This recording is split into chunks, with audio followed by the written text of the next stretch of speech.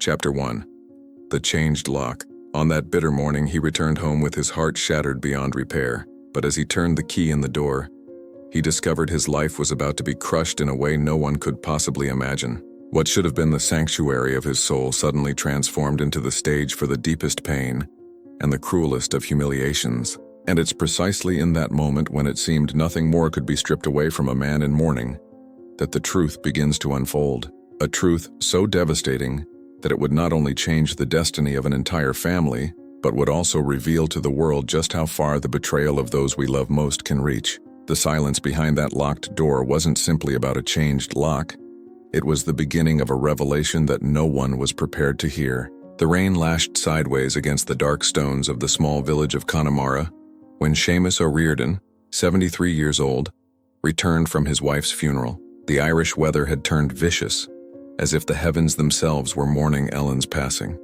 His soaked coat clung to his thin frame like a second skin, and the wedding ring he twisted between his fingers seemed to weigh tons. Each step on the cobbled path leading to his cottage felt like walking through quicksand, his legs barely supporting the crushing weight of grief that threatened to buckle his knees.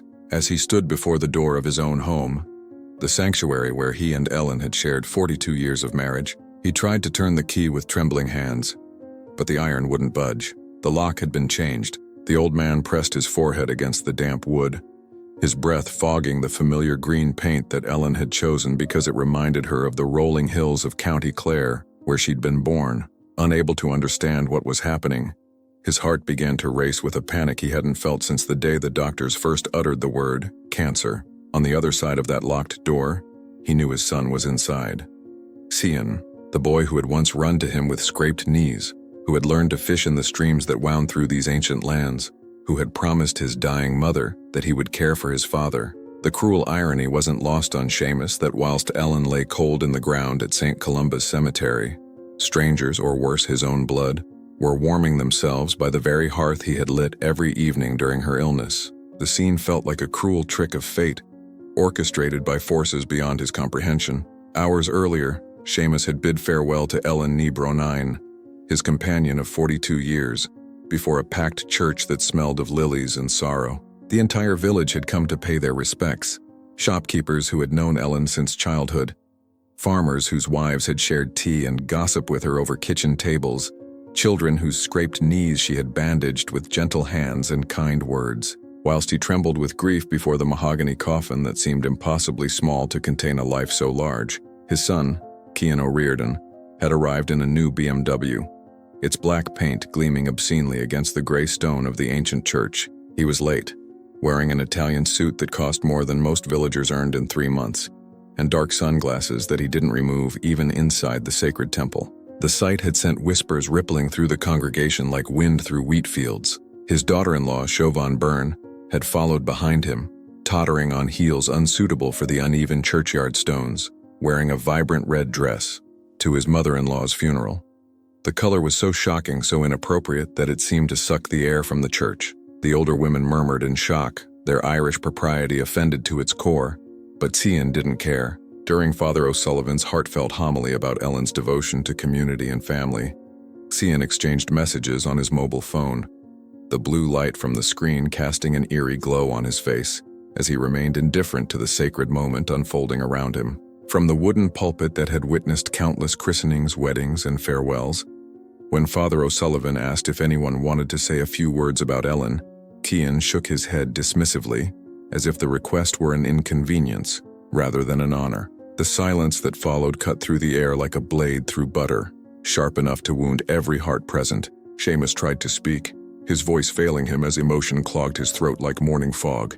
But still he found the strength to say, "Ellen was my safe harbor in every storm, and she shall continue to be, even now." His words echoed off the stone walls, carrying with them decades of love that death couldn't diminish. As he gazed at the coffin, its brass handles reflecting the candlelight like golden tears, he realized that Ellen had foreseen this very moment. On her hospital bed, surrounded by the antiseptic smell and mechanical beeping that had marked her final weeks, she had gripped his hand with surprising strength and told him, "When I depart, Cian will show who he truly is. Don't argue with him. Don't fight.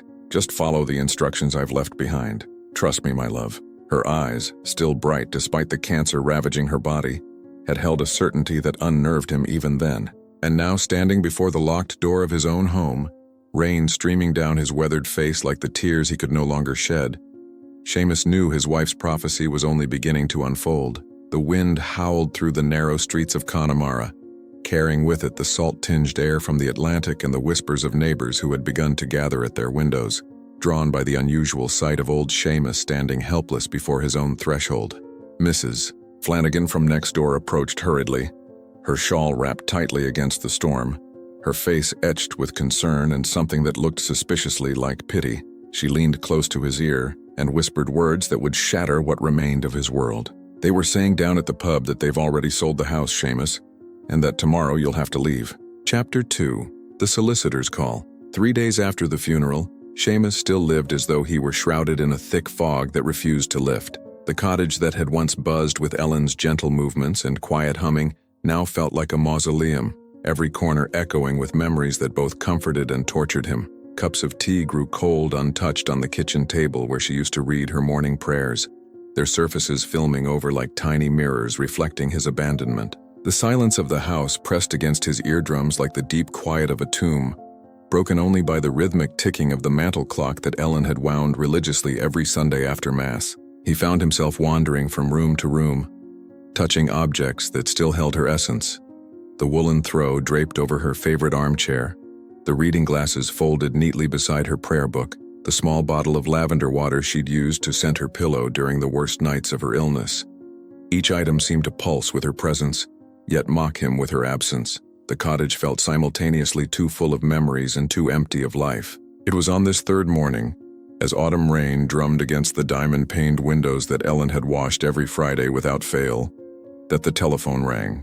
The shrill sound startled him from his grief-induced stupor, cutting through the silence like a blade. Seamus stared at the black bakelite phone on the hall table, the same one they'd had installed when Cian was born, as if it were an alien device. Who would be calling? The sympathy visits had dwindled, the casseroles and kind words exhausted, leaving him alone with his sorrow. On the other end of the line came the grave voice of Yogan McKenna, the family solicitor who had been with them for 30 years. His Cork accent, usually warm with familiarity, carried an urgency that made Seamus's pulse quicken. "Seamus, we need to meet today. It's urgent." Ellen left clear instructions. The words hung in the air like storm clouds, heavy with implication. Yogan had been more than their legal advisor. He'd been present at Cian's christening, had drawn up their wills when they'd bought the cottage, had shared more than one whiskey with them over the years as friendship deepened into something approaching family. The drive to Galway felt like a journey through a landscape of memories. Every hedge, every stone wall, every turn in the road reminded him of trips he and Ellen had taken together. To market days, to visit her sister, to the hospital during those final, terrible months. The city, when he reached it, felt alien and hostile, its modern buildings and rushing crowds a stark contrast to the gentle rhythms of village life. In Ogan's office on Shop Street, the walls lined with legal volumes and leather bindings contrasted sharply with Seamus's fragility. The room smelled of old paper, pipe tobacco, and the furniture polish that Mrs. McKenna applied religiously every week. Portraits of long-dead barristers gazed down from their gilded frames with expressions of solemn authority, as if they too were witnesses to the drama about to unfold. The grandfather clock in the corner, a family heirloom from Yogan's grandfather's practice, ticked with an ominous rhythm that seemed to count down to something momentous. Owen, his face grave beneath silver eyebrows that had grown wild with age, opened the heavy oak drawer of his desk, the same desk where Seamus and Ellen had signed their marriage settlement papers decades ago. His movements were deliberate, ceremonial almost, as he withdrew an envelope bearing Ellen's familiar handwriting. The sight of her script, so achingly familiar, hit Seamus like a physical blow. The envelope's edges were worn as though it had been handled many times, and he could imagine Ellen sitting in this very chair during her final months, planning, preparing, protecting. She planned everything in her final months, Yoan said, his voice heavy with admiration and sorrow. "She knew Cian would try to turn you out. Ellen was sharper than any barrister I've known, Seamus. Came in here 3 months ago, weak as a sparrow but determined as a hawk. Made me promise not to tell you until it was necessary. The old solicitor's voice broke slightly as he remembered the fragile woman who had outwitted her own son from her deathbed. Inside the envelope was a letter written in Ellen's own hand, the familiar loops and curves of her penmanship that had once graced love letters during their courtship, birthday cards for 42 years, and shopping lists that began, "Don't forget the butter, my love." I know those same elegant letters carried the weight of prophecy and protection. The words seemed to tremble with emotion even on the static page. "I kept this secret, Seamus. Not for lack of trust in you, but because I know your kind heart would have told Cian. He changed after he married Siobhan. The boy I raised would never have done what I've seen in his eyes these past months. I did what I needed to do to protect you, my darling. Now, follow this plan." Her handwriting grew shakier towards the end of the letter, a testament to the physical struggle she'd endured whilst orchestrating this elaborate protection. Seamus could picture her at their kitchen table, pausing between sentences to rest her trembling hand, gathering strength to continue her work of love. The paper itself seemed sacred, bearing the last touch of the woman who had been his anchor for nearly half a century. Owen then revealed what changed everything. Ellen had discreetly inherited a property in Ballsbridge, Dublin, from a distant cousin whose existence she'd never mentioned. More incredibly, she had prepared a lifelong right of residence for Seamus in the house where they lived, blocking any attempt at sale without his authorization. The legal documents, prepared with meticulous care, created an impenetrable shield around his security. Moreover, she had left a secret account with savings accumulated over decades, money scraped together from household budgets, small inheritances from distant relatives she'd traced through church records, and the proceeds from selling her grandmother's jewelry piece by piece over the years. Seamus felt the floor disappear beneath him as the magnitude of Ellen's foresight became clear. How had his wife, already weakened by illness and treatment, managed to orchestrate such a meticulous plan? All those times Ellen had insisted on managing the household accounts herself, claiming it kept her mind occupied during chemotherapy. All those afternoons when she'd asked him to tend the garden whilst she rested inside, she'd been planning, calculating, preparing for this very moment with the strategic mind of a general preparing for war. Before leaving the office, his legs unsteady beneath him as if the ground itself had shifted, Eogan handed him a small recorder, its black plastic surface worn smooth by Ellen's touch. "Ellen asked that you listen to this only when Cian tried to pull his scheme," he said, his eyes moist with unshed tears. She knew Seamus. She knew exactly what was coming. Chapter 3, The Theater of Weakness. In the week following that revelation at Eogan's office, Cian and Siobhan began visiting the cottage every day, with the regularity of buzzards circling wounded prey. They arrived in the gleaming BMW, its engine purring with expensive satisfaction as it disturbed the ancient peace of the village lane. The neighbors had begun to notice these daily visits, their curtains twitching with curiosity and concern as they watched the well-dressed couple march up the garden path with the confidence of conquerors claiming territory. Siobhan, her bleached hair perfectly styled despite the persistent Irish drizzle, carried herself through the cottage with the proprietary air of someone already planning renovations. She measured the windows with a bright yellow tape measure, her manicured nails clicking against the glass as she calculated dimensions for curtains that would erase every trace of Ellen's gentle taste. Her voice, sharp with Dublin authority, carried through the rooms as she discussed color schemes and furniture arrangements as if Seamus were already gone, as if his 42 years of memories held no more weight than morning mist. "This sitting room would be perfect with cream walls instead of this dreadful green," she announced to Cian, who nodded absently whilst rifling through the oak bureau where Ellen had kept her correspondence. "And we'll need to tear out that old range in the kitchen, completely outdated. I've seen a lovely modern unit that would transform the space entirely." Her words fell like hammer blows on Seamus's heart as he watched his wife's carefully chosen decorations being mentally erased. The green paint Ellen had selected because it reminded her of County Clare dismissed as merely dreadful. Cian, meanwhile, had become a man obsessed, opening drawers and cabinets with the methodical thoroughness of a tax inspector. Papers spilled from folders as he searched for bank statements, insurance policies, anything that might reveal hidden assets. His movements had lost the casual grace of the successful businessman he pretended to be, replaced by the furtive energy of someone hunting for treasure. The transformation was heartbreaking to witness. The boy who had once helped his mother arrange wildflowers from the garden now pawed through her personal effects like a stranger looting a stranger's home. "Dad, this house is far too large for you now," Cian said with manufactured concern, his voice adopting the patronizing tone one might use with a confused child. "You're rattling around in here like a pea in a pod. Siobhan and I have found the perfect apartment in Galway. Compact, modern, perfect for someone of your age. No garden to maintain, no stairs to navigate, close to shops and the doctor. It's exactly what you need." He spread estate agent brochures across the kitchen table where Ellen had served countless meals, their glossy surfaces reflecting the overhead light like mirrors of a future he was determined to impose. The apartment photographs showed sterile rooms with white walls and chrome fittings, everything Ellen would have found cold and unwelcoming. Seamus studied them with apparent interest, though inside he was remembering Ellen's words from her hospital bed. "Let him think he's winning, my love. The harder they believe they've outsmarted you, the more devastating their fall will be." It had seemed impossible then that his own son could be capable of such deception. But watching Cian now, seeing the calculation behind every gesture of false concern, Seamus understood that Ellen had seen clearly what love and hope had blinded him to. On the kitchen table, Cian spread out legal documents with the flourish of a magician revealing a trick. The papers rustled with official importance, their formal language designed to intimidate and confuse. Power of attorney forms lay beside property transfer deeds, each one requiring Seamus's signature to complete Cian's elaborate theft. "It's all standard paperwork, Dad, nothing to worry about, just signing over the house management to me so you don't have to deal with the stress. At your age, these financial matters can be overwhelming." The procuration that Cian pushed across the table would grant him complete control over the property, the authority to sell it without consultation or consent. The language was deliberately dense, designed to obscure its true purpose behind layers of legal terminology. Seamus looked at the papers, then at his son's face, seeing there an expression he'd never noticed before.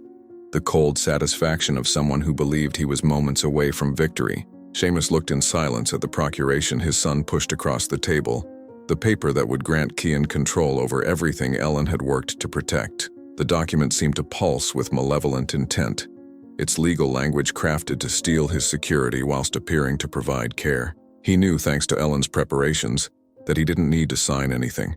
His rights were already protected by legal shields his wife had constructed with meticulous care. But remembering her instructions, he reached for the pen with hands that trembled only slightly. "I trust you, son," he said, his voice carrying just the right note of weary surrender. "Your mother always said you'd look after me when she was gone." The irony of the words passed completely over Cian's head, but Seamus felt Ellen's presence in the room, almost heard her gentle laughter at the perfect performance of weakness. With deliberate care, he signed his name in the shaky script of an old man overwhelmed by circumstances beyond his comprehension. That night, alone in the cottage that no longer felt like home, Seamus opened the second letter Ellen had left with Owen. Her instructions were precise, almost playful in their deception. "Begin to act confused, my darling. Pack boxes, but fill them with newspapers and old rags. Forget where you've put things. Let them see you as a befuddled old man who can't cope without supervision. Remember that the greatest actors make their audiences forget they're watching a performance." As he read, Seamus marveled at the complexity of his wife's planning. She had anticipated not just Cian's greed but the psychology behind it, understanding that his son's cruelty would feed on perceived weakness. "The higher they climb on their ladder of arrogance," she wrote, "the more devastating their fall will be. Let them believe they've won, Seamus. Let them taste victory before we snatch it away." Over the following days, Seamus began his performance with the dedication of a seasoned actor. He packed boxes with great ceremony, filling them with worthless items whilst Cian and Siobhan watched with barely concealed satisfaction. He forgot to pack Ellen's china, leaving it for Siobhan to discover and claim with feigned reluctance. He wandered the garden with apparent confusion, asking Cian to remind him where certain plants were located, watching his son's patience thin with each manufactured moment of bewilderment. The key to the Ballsbridge house rested in his pocket like a secret talisman, its weight a constant reminder that Ellen's love had provided for his future in ways Cian couldn't imagine. When Cian announced that the new apartment would be ready by Friday, Seamus nodded with the resigned acceptance of a man who had surrendered all control over his destiny. "Whatever you think is best, son. I just want to be somewhere your mother would approve of." The next morning brought a definitive end to the charade. Cian arrived early, his BMW crunching on the gravel drive with the sound of finality. "Right then, Dad. Today's the day. We'll have you settled in your new place by tea time. The removal lads will be here within the hour." His smile held all the warmth of a January morning, and as Seamus looked into his son's eyes, He saw the truth Ellen had tried to prepare him for. The boy he'd raised and loved had died somewhere along the way, replaced by this stranger who wore his face but possessed none of his heart. As if summoned by destiny itself, Kian announced with barely restrained triumph, "Friday morning, we'll have you completely moved out. Your new life begins then, Dad. Much simpler, much better for everyone involved." The words carried the weight of an ultimatum disguised as kindness, and Seamus nodded with the apparent gratitude of a man saved from drowning by his own son's generosity. Chapter 4, Moving Day. The gray morning brought with it a wind that cut across the Atlantic like a knife, carrying the salt-sharp scent of storms brewing beyond the horizon. Friday had arrived with all the finality of a death sentence, and Seamus watched from his bedroom window as a small removal lorry rumbled up the lane, its diesel engine coughing black smoke into the pristine Connemara air. The vehicle looked shabby against the ancient landscape, its rust-stained sides and dented panels a testament to countless house moves, countless families displaced from their roots. Sheehan emerged from the BMW with the brisk efficiency of a man conducting business, his tailored coat immaculate despite the threatening weather. Behind him, Chauvin picked her way across the cobbled path in unsuitable heels, followed by her cousin, a sharp-faced woman with the predatory eyes of someone who made her living redesigning other people's homes. The trio moved through the cottage like generals surveying conquered territory, their voices carrying the confident authority of victors dividing spoils. "This kitchen wall absolutely must come down," the decorator announced, running her manicured hands along the stone partition that separated the cooking area from the sitting room. Her Dublin accent cut through the cottage's peaceful atmosphere like a blade through silk. "The whole space needs to flow better, and these old flagstones will have to go. Completely impractical. I'm thinking polished concrete, very contemporary, very clean." Her words fell like desecration on Seamus's ears as she mentally erased Ellen's carefully preserved heritage, the stones that had been laid by hands that knew this land when it was young. Seamus stood in the doorway, clutching two battered leather suitcases that had served him and Ellen through decades of modest holidays, trips to visit her sister in Killarney, occasional pilgrimages to Knock, the honeymoon journey to the Aran Islands where they'd promised each other a lifetime of devotion. The cases felt impossibly heavy in his arthritic hands, weighted not with possessions, but with the accumulated sorrow of a man watching his history being erased. "Just these, Dad?" Kian asked, his surprise genuine as he gestured towards the modest luggage. "What about the furniture? The photographs? Mother's china?" His tone carried a note of confusion, as if he'd expected his father to cling more desperately to material possessions to make the theft more obviously painful. The irony wasn't lost on Seamus that his son seemed almost disappointed by the lack of resistance, the absence of dramatic protest. "You can have everything," Seamus replied, his voice carrying the resigned acceptance he'd been perfecting for days. "Where I'm going, I won't need these old things. They're just reminders of what's gone forever." The words were carefully chosen, each one designed to reinforce the image of a broken old man surrendering to inevitable decline. Inside, though, his heart sang with Ellen's secret preparations, with the knowledge that every piece of furniture, every photograph, every cup and saucer would remain exactly where Ellen had placed them. The apartment Cian had chosen sat in a grimly functional building that squatted on the outskirts of Galway, like a concrete carbuncle on the face of an otherwise beautiful landscape.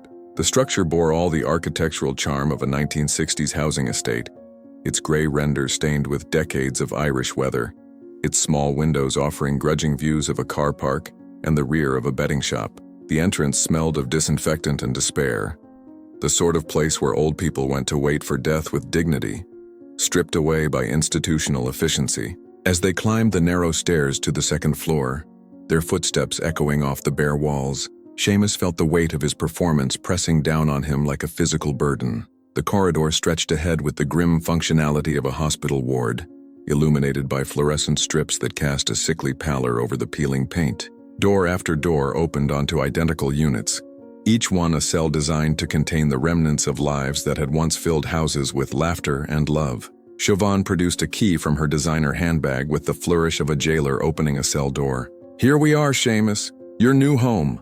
Her voice carried forced enthusiasm that couldn't disguise the fundamental cruelty of the moment. The apartment revealed itself as a cramped space with white walls that seemed to press inward, cheap laminate flooring that clicked underfoot like breaking bones, and windows so small they barely admitted enough light to read by. The sitting room was barely large enough for a single armchair, The bedroom a glorified closet, the kitchen a narrow galley that would challenge a ship's cook. But when Cian extended his hand for the key, expecting to complete the ritual of imprisonment, Seamus reached into his coat pocket and withdrew a different set of keys entirely. The metal caught the weak light filtering through the apartment's inadequate windows, and for a moment, time seemed suspended as understanding dawned on father and son simultaneously. With movements that suddenly carried none of the frailty he'd been displaying, Seamus approached the door and inserted his key into the lock. The mechanism turned with a satisfying click that echoed through the stunned silence like a gunshot. The door swung open to reveal not the prison cell Cian had prepared, but Seamus's own domain, a space that belonged to him by right and legal preparation. The expression of shock that spread across Cian's face was worth every moment of the performance Seamus had endured. Siobhan's mouth fell open with such comic surprise that in other circumstances, it might have been amusing. The decorator cousin stepped backward as if the very air had become toxic, her professional composure cracking like a facade made of paper. "How do you have those keys?" Cian demanded, his voice rising to a pitch that betrayed the panic now clawing at his chest. "The estate agent said he wouldn't hand them over until next week. We paid the deposit, signed the contracts." His words tumbled over each other in a rush of confusion and growing fear. The careful control he'd maintained throughout his elaborate deception finally beginning to fracture. Seamus looked at his son with eyes that no longer held the bewildered acceptance of a defeated old man, but the steady gaze of someone who had endured deception and emerged stronger. The transformation was remarkable, like watching a master actor step out of character to reveal the strength that had been hidden beneath the performance. "Because there never was an estate agent, Cian," Seamus said, his voice carrying a quiet authority that filled the small apartment like rolling thunder. "There were no contracts, no deposits, no arrangements made for your convenience. This apartment has been mine for 2 years, purchased and prepared by your mother as sanctuary for exactly this moment." The words hit Cian like physical blows, each revelation stripping away another layer of his certainty. The silence that followed was pregnant with implications, heavy with the weight of deception exposed and plans crumbling to dust. Seamus reached into his other pocket and withdrew the small recorder Iogan had given him, its black surface gleaming like obsidian in the harsh fluorescent light. "And now, son," he continued, his voice gentle despite the devastation he was about to unleash, "it's time for you to hear what your mother recorded during her final weeks. Time for you to understand exactly how well she knew the man you'd become." As he placed the device on the apartment's narrow kitchen counter, the silence stretched between them like a chasm that could never be crossed again. The moment had arrived for truth to finally shatter the elaborate lies that had brought them to this place of reckoning. As Seamus pressed the play button, Cian's own voice filled the room with words that would destroy any remaining pretense between them. "The old woman won't last much longer. Get the papers ready. The old man's easy enough to fool. He trusts everyone. Once she's gone, we'll have him out of that house within a week." Chapter 5. Clause revealed. The small recorder continued to play, and Cian's voice filled the cramped apartment with a cruelty that seemed to poison the very air they breathed. Each word fell like acid on the silence. "The old woman won't last much longer. Get the papers ready. The old man's easy enough to fool. He trusts everyone. Once she's gone, we'll have him out of that house within a week." The mechanical reproduction of his son's voice somehow made the betrayal even more devastating, stripping away any possibility of denial or misinterpretation. Seamus watched with the fascinated horror of someone witnessing a car crash as the transformation spread across his son's face like spilled ink. First came denial, the wide-eyed shock of someone caught in a lie so enormous that reflexive protest was the only response. Cian's mouth opened and closed soundlessly, like a fish gasping on dry land, as his brain struggled to process the impossibility of his own words being played back to him. Then came a flash of anger, his jaw clenching as if he might somehow blame the recorder itself for this betrayal. But as the recording continued, revealing conversation after conversation between Cian and Siobhan, the anger crumbled into something far more devastating: shame. The color drained from his face until he looked like a corpse, his expensive suit suddenly hanging on his frame like borrowed clothes that no longer fit. His hands, which had been so confident while rifling through Ellen's belongings, now trembled as they clutched at the apartment's cheap kitchen counter for support. Siobhan, her bleached hair catching the harsh fluorescent light like spun glass, lunged forward with the desperate fury of a cornered animal. Her manicured nails painted blood red to match the dress she'd worn to Ellen's funeral, clawed at the recorder as if destroying the device could somehow erase the evidence of their conspiracy. But Cian's hand shot out with surprising force, gripping her wrist with enough strength to leave marks. His fingers white with pressure as he held her back. "Don't," he said, his voice barely recognizable as belonging to the confident businessman who had swaggered into the cottage just hours earlier. "Don't make this worse than it already is." It was the first time in their marriage that he had imposed any limits on her behavior. The first crack in the facade of their partnership in greed. Siobhan stared at him with shocked fury, as if he had slapped her across the face in front of strangers. The recording played on, merciless in its mechanical precision. Ellen's voice, weak but determined, could be heard in the background of some conversations, her illness making her words barely audible, but her presence undeniable. She had been there, listening to every plan, every cruel calculation, recording it all with the patience of someone who knew time was running out but refused to waste a single moment. Seamus reached into his coat pocket and withdrew a manila envelope, its surface worn soft with handling. The papers inside rustled like autumn leaves as he spread them across the apartment's narrow counter, each document a piece of evidence in Ellen's carefully constructed case against their son's betrayal. Bank statements showed steady withdrawals from accounts Cian thought his parents didn't monitor. Receipts documented the sale of Ellen's jewelry, pieces that had been in her family for generations, sold piece by piece to fund medical treatments while Cian claimed poverty prevented him from helping. "Your mother spent her final weeks building this dossier," Seamus said, his voice steady despite the earthquake of emotion beneath the surface. "Every theft documented, every lie recorded, every betrayal cataloged with the precision of someone who knew she was running out of time but refused to let you destroy what we'd built together." His finger traced the edge of a photograph showing Ellen's engagement ring, a modest emerald that had belonged to her grandmother, displayed in the window of a Dublin pawnshop. The evidence painted a portrait of systematic theft that stretched back months, perhaps years. Garden tools that had mysteriously gone missing during Ellen's illness, sold to buy Siobhan's designer handbags. The antique clock from the mantelpiece claimed to have been broken beyond repair, photographed intact in an auction house catalog. Even the silver tea service that had been Ellen's wedding gift from her mother, allegedly donated to charity in a moment of grief-induced generosity, tracked down to a dealer in Cork who specialized in estate sales. She passed her last days on earth not resting, not finding peace, but protecting me from a son who saw her impending death as a business opportunity. Seamus continued, his voice growing stronger with each revelation. "While I was bringing her cups of tea and reading her the morning prayers, she was using what little strength remained to shield me from your greed. Do you understand what that means, Cian? Do you comprehend the depth of love it took for a dying woman to spend her final energy not on comfort, but on justice?" Cian tried to speak, his voice emerging as little more than a croak. I was only trying to make sure nothing would be lost. She was getting confused toward the end, making poor decisions. I thought, but the words died in his throat as he faced the irrefutable evidence of his calculated deception. There had been no confusion, no poor decisions. Only a dying woman forced to outmaneuver her own child to protect her husband's future. The weight of his mother's surveillance settled on Cian like a physical burden.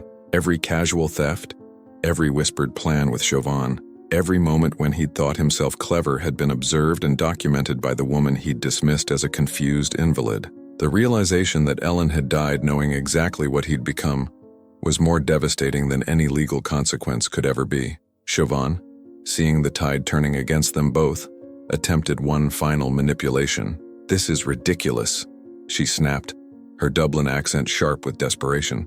"We were trying to help. The old place was falling apart and he couldn't manage on his own. We were being responsible, thinking ahead." But her words rang hollow in the face of such overwhelming evidence, her protests sounding like the complaints of a thief caught with stolen goods. Seamus looked at his daughter-in-law with eyes that seemed to see through her completely, stripping away every pretense until only the calculating opportunist remained. "You turned my son into someone his own mother was afraid of," he said quietly.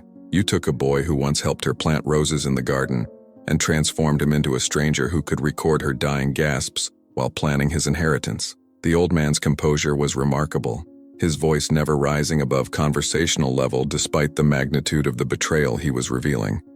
But his calm made the accusations more devastating, not less.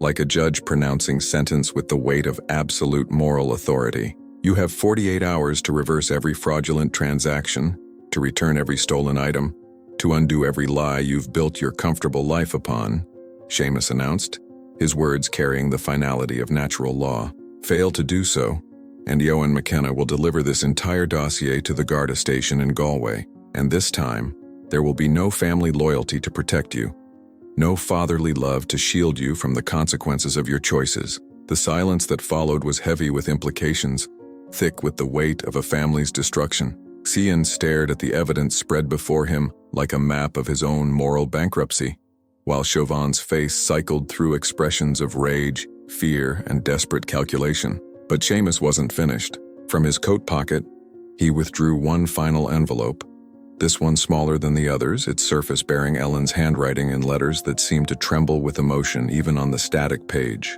He pushed it across the counter toward his son with the solemnity of someone delivering a death warrant. "Your mother left one final message for you," he said, his voice heavy with sorrow and love intertwined. "She wrote it during her last week when the pain was so severe that holding a pen required more strength than most people use to lift mountains, but she insisted on finishing it, on leaving you with words that only a mother could write to a child who had broken her heart." He paused, watching his son's face crumble with the weight of approaching judgment. "But you may only open it if you have the courage to face what you've truly become, Cian. If you're prepared to see yourself through the eyes of the woman who loved you unconditionally until the moment she stopped breathing." Chapter 6. The Mother's Letter. With hands that trembled like autumn leaves in an Atlantic gale, Cian reached for the envelope that held his mother's final words. The paper felt impossibly fragile beneath his fingers, as if it might crumble to dust at the slightest pressure. The apartment's harsh fluorescent lighting cast stark shadows across his face, highlighting the deep lines that seemed to have appeared overnight, aging him decades in the span of hours. His name was written across the front in Ellen's careful script, each letter formed with the deliberate precision of someone fighting against pain and weakness to ensure her message would reach its intended recipient. The seal had been closed with red wax. Ellen's grandmother's signet ring had left its impression in the scarlet pool, a tradition from an Ireland where letters carried the weight of formal declarations. As Cian broke the seal, the wax cracked with a sound like breaking bones, releasing the faint scent of lavender that Ellen had always used to perfume her correspondence. The smell hit him like a physical blow, carrying with it memories of childhood birthday cards, school prize letters, and all the gentle communications that had marked a lifetime of maternal love. Inside, 3 sheets of paper bore Ellen's handwriting, but this script was different from the confident strokes he remembered from his childhood. These letters were formed with tremendous effort, each word a victory over the cancer that was stealing her strength even as she wrote. Some passages were barely legible, written when pain medication clouded her thoughts, while others blazed with the clarity of someone determined to leave nothing unsaid. "My darling son," the letter began, the endearment hitting Cian like a knife to the heart. "I am writing this knowing that by the time you read these words I will have departed this world, and you will have revealed the man you have truly become. Do not think that my illness has made me blind or foolish. I have heard every whispered conversation, seen every calculating glance, felt the weight of your impatience for my death like stones upon my chest." Cian's vision blurred as tears he hadn't shed since childhood began to fall, each drop landing on the paper like rain on parched earth. Siobhan reached for the letter, but he jerked it away with a violence that surprised them both, his protective instincts finally awakening, not for his wife, but for his mother's words. "I remember the boy who would run to me when thunder frightened him," Ellen continued, her handwriting growing stronger, as if the memory gave her renewed strength. "The young man who promised at your father's bedside during his heart attack that you would always care for us as we had cared for you. I remember the tears in your eyes when you held your first baby bird with a broken wing, how you insisted we nurse it back to health, rather than put it out of its misery. That boy still exists somewhere beneath the stranger you have become, and it is to him that I write these words." The apartment seemed to shrink around them as the letter's emotional weight pressed down like a physical force. Even the decorator cousin, who had remained silent throughout the confrontation, found herself wiping away tears she hadn't realized were falling. The fluorescent lights hummed overhead with mechanical indifference, a harsh contrast to the very human drama unfolding beneath their glare. "I know that Chauvin has poisoned your heart against us," Ellen wrote, the letters growing shaky again as her emotion translated into trembling hands. "I have watched her isolate you from friends who knew you as a kind boy, seen her encourage the worst impulses whilst discouraging the best. She has made you believe that love is weakness, that loyalty is foolishness, that your parents' devotion was somehow a burden rather than a gift. But Xian, my heart breaks not because you have been led astray, but because you allowed yourself to be led so willingly. Chauvin's face had gone pale as milk, her carefully applied makeup beginning to run as perspiration mixed with tears she was too proud to acknowledge. The letter was dissecting not just Qian's betrayal, but her own role in orchestrating it, exposing the systematic destruction of a family's bonds with surgical precision. "I forgive you," Ellen continued, the words written larger than the rest, as if she wanted to ensure they could never be missed or misunderstood. "Not because you have asked for forgiveness, not because you have shown remorse, but because that is what mothers do. We love our children beyond reason, beyond justice, beyond the pain they cause us. But forgiveness, my son, does not mean acceptance. It does not mean allowing evil to flourish unchallenged. I forgive you, but I will not enable your cruelty to destroy your father, as it has destroyed my peace." The letter went on to detail specific memories: Christmas mornings when Qian had helped her prepare the traditional feast, summer afternoons when he'd walked with her through the fields behind their cottage, sharing dreams and fears with the openness that only exists between a mother and her child. Each memory was carefully chosen to remind him of who he had been before greed and ambition corrupted his heart. "If you are reading this, it means my preparations have protected your father from your schemes," Ellen wrote in the letter's final paragraph. "I have used what little time remained to me not for rest or comfort, but to ensure that the home we built together would remain his sanctuary, rather than becoming his prison. I pray that someday you will understand that every legal document I signed, every precaution I took, was an act of love, not just for him, but for the boy you once were and might still become again." The letter ended with a postscript that struck like lightning. "I will be waiting in the garden, Qian, in every rose that blooms, in every bird that sings, in every moment of beauty that your father finds in his remaining years. When you are ready to be my son again rather than a stranger wearing his face, come home. The door will always be open because that is what love means, not the absence of consequences, but the presence of hope for redemption." As Qian finished reading, the letter fell from his nerveless fingers like a white flag of surrender. For the first time since entering the apartment, the silence wasn't filled with tension, but with something approaching sacred grief. The fluorescent light seemed dimmer somehow, as if even artificial illumination couldn't withstand the weight of such authentic emotion. When Qian finally spoke, his voice was barely recognizable, cracked and broken like a boy's changing voice, stripped of all the confident authority he'd worn like armor. "Get out," he whispered, the words directed not at his father but at the woman who stood beside him. "Chauvin, get out. Leave us alone." Chauvin's shock was complete and absolute. In all their years together, Qian had never spoken to her with anything but deference, never challenged her opinions or questioned her judgment. She had grown accustomed to his compliance, his willingness to let her make decisions that served her interests rather than their family's well-being. "What are you talking about?" she demanded, her voice rising to a pitch that betrayed her desperation. "We're in this together. You can't just—" "I said get out," Qian roared, his voice cracking with an anguish that seemed to tear from the very depths of his soul. "You turned me into someone my own mother was afraid of. You made me into a stranger who could steal from dying parents. Get out before I do something we'll both regret." The transformation was remarkable, like watching a puppet suddenly cut free from its strings, discovering it could move of its own volition. Chauvin backed toward the door, her designer heels clicking against the cheap laminate like the retreat of a defeated army. Her face cycled through expressions of rage, disbelief, and growing panic as she realized that her influence over Qian was crumbling before her eyes. "You're making a mistake," she said, her voice carrying the tone of someone playing her final card. "Without me, you're nothing. You'll come crawling back within a week." But Qian had already turned away from her, his attention focused entirely on the man who had raised him, loved him, and ultimately been betrayed by him. As the door slammed behind Chauvin with the finality of a coffin lid closing, father and son stood alone in the cramped apartment that had been intended as a prison, but had instead become a courtroom where justice and mercy would battle for supremacy. Seamus looked at his son, really looked at him, for the first time in years. The expensive suit couldn't hide the hollowness in Qian's eyes, the way his shoulders had collapsed inward as if he were trying to disappear into himself. The confident businessman was gone, leaving behind only a broken man who had lost his mother, his wife, and his sense of himself in the span of a single afternoon. "The forgiveness begins here, son," Seamus said quietly, his voice carrying all the gentleness Ellen had shown him during her final days. "But it only continues if you have the courage to choose the right path from this moment forward. Your mother's love has given you this chance. Don't waste it on grief for what's lost. Use it to build something better from what remains." Chapter 7.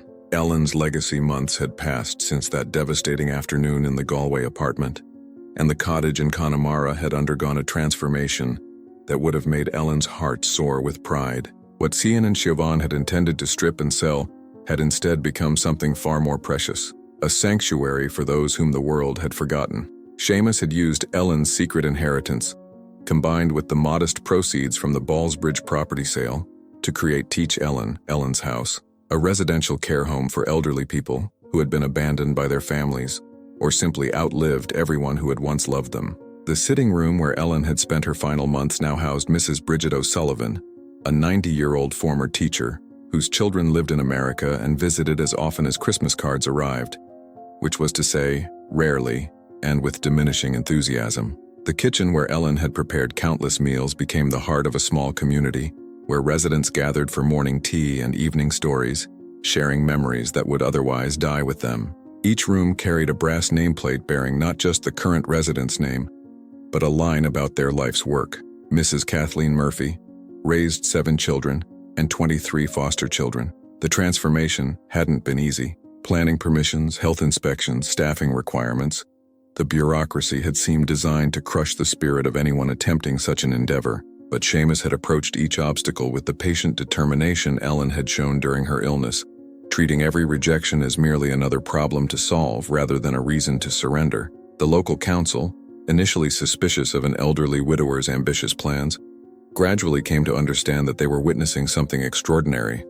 Grief transformed into grace. In the garden, Ellen's garden, the morning sun illuminated the white rosebush that had been planted on their wedding day 42 years ago. It stood now among a carefully tended collection of flowering plants, each one chosen according to instructions Ellen had left in a final notebook discovered tucked beneath her prayer book. Blue hydrangeas for remembrance, jasmine for eternal love, lavender for devotion, and sweet pea for departure. The garden had become a living memory, a place where the language of flowers spoke more eloquently than any gravestone. Each plant bore a small wooden marker bearing a line from Ellen's notebook.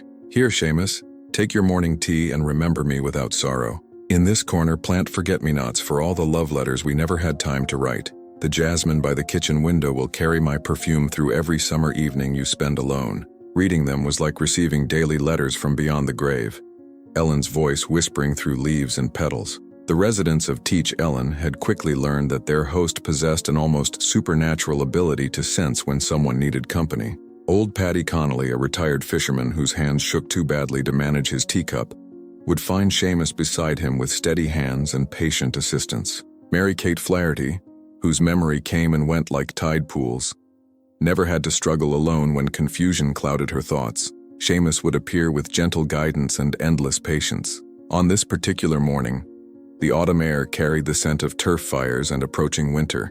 Seamus was tending to the roses when he heard the familiar creak of the garden gate, but the sound that followed was different. No expensive car engine, no confident footsteps on gravel. Instead, he heard the hesitant approach of someone unsure of their welcome, feet that seemed to pause with each step as if fighting the urge to flee.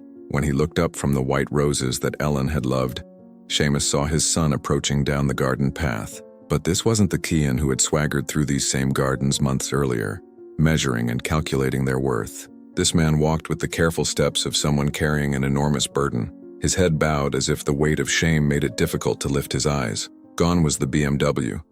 Gone were the expensive clothes that had marked his transformation into someone his mother couldn't recognize.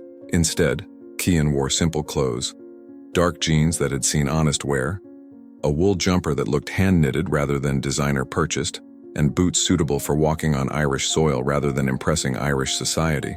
In his hands, he carried a brown paper bag that seemed almost pathetically modest after the grand gestures and elaborate schemes that had marked their previous encounters.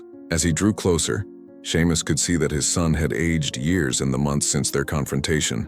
Lines of genuine remorse had replaced the artificial confidence that cosmetic procedures couldn't hide. His hair, no longer styled with expensive products, fell naturally across his forehead in a way that reminded Seamus of the boy who had once helped Ellen pick wildflowers for the kitchen table. "Dad," Cian said, his voice barely above a whisper, as if speaking louder might shatter the fragile possibility of reconciliation. "I've brought some fresh bread and butter from the village. I was hoping." His voice failed him as the magnitude of what he was asking struck home. How do you request forgiveness from someone you've wounded so deeply? How do you ask for tea and conversation from a father you've tried to rob of everything? The paper bag rustled in his trembling hands as he tried to find words adequate to the moment. "I just want to talk about Ma'am," he finally managed, the childhood term for mother slipping out as if his sophisticated vocabulary had deserted him.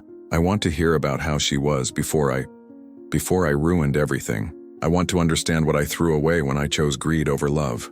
Seamus studied his son's face, seeing in it echoes of the boy who had once run to him with scraped knees and broken toys, trusting that his father could fix anything. The expensive dental work couldn't hide the fact that Cian had been crying, recently and often by the look of things. His eyes held a hollowness that spoke of sleepless nights and waking regrets, the particular exhaustion that comes from finally understanding the true cost of one's choices. The residents of Teach Ellen had gathered at the windows, not from nosiness but from the instinctive understanding of people who had lived long enough to recognize significant moments when they witnessed them.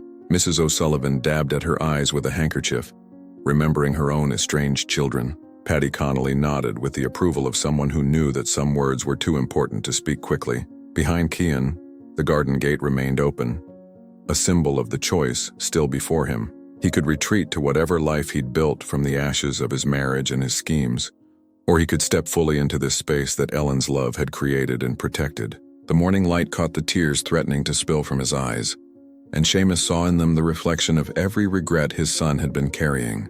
The white roses seemed to nod in the gentle breeze, as if Ellen herself were indicating approval of the conversation about to unfold. The jasmine released its sweet perfume into the air, carrying with it the promise of healing that only time and genuine remorse could provide. Somewhere in the distance, a robin began to sing, the same species of bird that Ellen had fed every morning from the kitchen window, scattering crumbs while she waited for the kettle to boil. Seamus looked at his son, then at the garden that had become Ellen's living memorial, then back at the broken man who had once been the center of their world. The weight of decision hung between them like morning mist, pregnant with possibility and fraught with the danger of further heartbreak. "Sit down, Cian," Seamus said finally, his voice carrying the gentle authority that had once guided a small boy through childhood fears and adolescent doubts. "We'll have our tea, and you can tell me what you've learned about yourself since you drove away from here. But understand this. Every flower in this garden has a story. Every plant holds a memory of your mother's love. If you want to be part of this place again, you'll need to listen to them all. Every single one, no matter how long it takes or how much it hurts to hear what you threw away." Chapter 8. The Garden of Forgiveness. They sat side by side on the weathered wooden bench that Seamus had built during Ellen's final summer, when she could no longer tend the garden herself but insisted on watching him work from the shade of the old oak tree. The morning sun filtered through the branches overhead, casting dancing patterns of light and shadow across their faces as they shared tea from the china cups Ellen had received as a wedding gift from her grandmother. The silence between them wasn't empty. It was full of 42 years of shared history, heavy with unspoken regrets and pregnant with the possibility of healing. The wind carried the perfume of jasmine through the garden, and for a moment that stretched like eternity, it seemed as though Ellen herself was present, her spirit moving through the flowers she had planned as carefully as any architect designing a cathedral. The white roses nodded in the gentle breeze, their petals catching the morning light like scattered prayers, while somewhere in the distance, the Atlantic whispered against the Connemara shore, with the same rhythm that had lulled Cian to sleep as a child. When the tears finally came, they fell with the force of a dam bursting after years of pressure. These weren't the calculated tears of someone seeking sympathy, or the angry tears of someone caught in wrongdoing. These were the raw, devastating tears of a man who had finally understood the true magnitude of what he had lost. Not money or property or social standing, but the love and respect of the two people who had created him, nurtured him, and believed in his goodness long after he had stopped believing in it himself. "Dad," Cian whispered, his voice broken by sobs that seemed to tear from the very center of his being. "How can you possibly forgive me? I spent her final months planning to steal your home while she was dying. I recorded her pain, calculated her remaining time like a business transaction, treated her death like an opportunity for profit. I destroyed everything sacred between us, everything that made us a family. His hand shook as he set down his teacup, the china rattling against the saucer like chattering teeth. Seamus turned to look at his son, really look at him. For the first time since that terrible afternoon in the Galway apartment, the expensive veneer was completely gone now, stripped away by months of living with the consequences of his choices. What remained was something Seamus thought he might never see again. The vulnerable heart of the boy who had once promised his dying grandmother that he would always take care of his parents, who had cried when they'd found a bird with a broken wing, who had held Ellen's hand during thunderstorms until he was old enough to be embarrassed by his need for comfort. Because holding on to anger is like drinking poison and expecting the other person to die, Seamus said, his weathered hands steady as he refilled their cups with tea that steamed in the cool morning air. Your mother taught me that during her illness, when she had every reason to rage against the unfairness of dying young, of leaving behind unfinished conversations and unlived dreams. She chose love instead of bitterness, hope instead of despair, and in doing so she showed me the difference between justice and vengeance. A robin landed on the fence post nearby, cocking its head as if listening to their conversation. Ellen had always insisted that robins were messengers from those who had passed on, carrying news between the world of the living and whatever realm existed beyond death's threshold. Seamus smiled at the memory of her superstitions, the gentle folklore that had shaped her understanding of life's mysteries. Your mother didn't plan her elaborate protection of this house out of spite or desire for revenge, Seamus continued, his voice growing stronger as he spoke the words Ellen had whispered to him during her final conscious hours. She did it out of love. Love for me, yes, but also love for the boy you used to be, and the man you might still become. Every legal document she signed, every precaution she took, was an act of faith that someday you would find your way back to the person she remembered from your childhood. The garden around them seemed to pulse with life and memory. The hydrangeas Ellen had planted bloomed in magnificent blue clusters, their color a testament to the acidic Irish soil she had spent decades learning to understand. The lavender released its perfume with each breath of wind, filling the air with the scent she had used to calm Cian's childhood nightmares. Every plant told a story.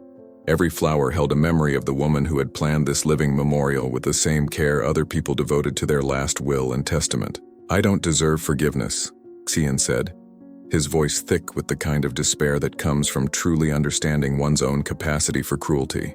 I looked at her lying in that hospital bed, weak and afraid, and I saw opportunity instead of suffering.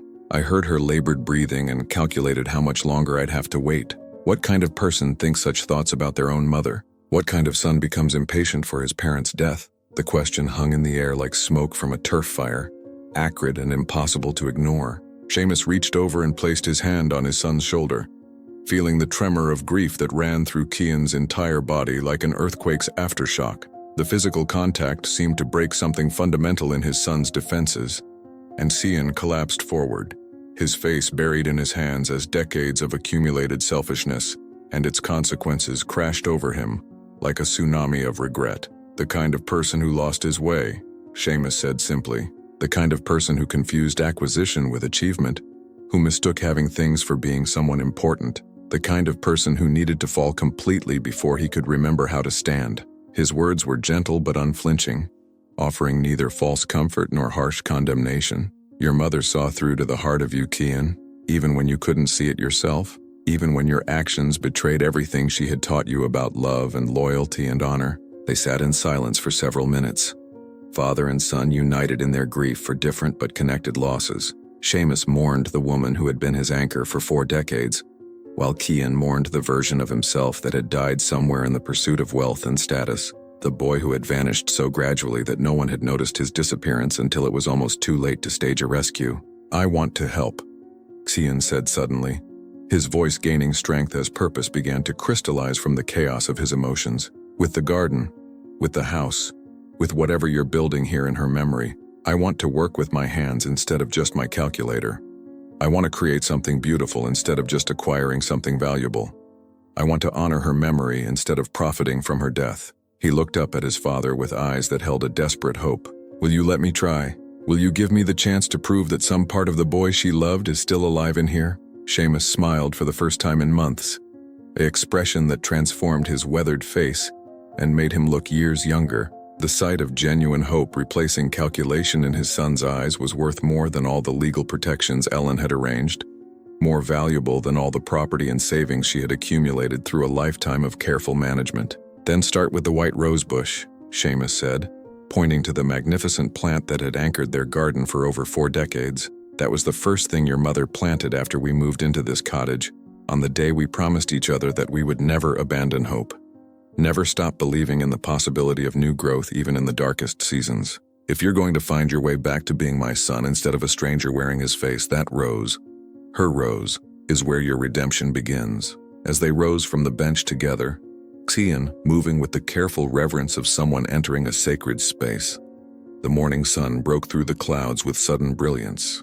The garden blazed with color and life, every flower a testament to Ellen's faith that love could survive even death, even betrayal, even the terrible mistakes that seemed to sever family bonds beyond any hope of repair. They knelt together beside the white rosebush, its blooms full and fragrant despite the approaching autumn, father and son united in the simple act of tending something beautiful that had been created by the woman they had both loved and lost, and, in their different ways, betrayed.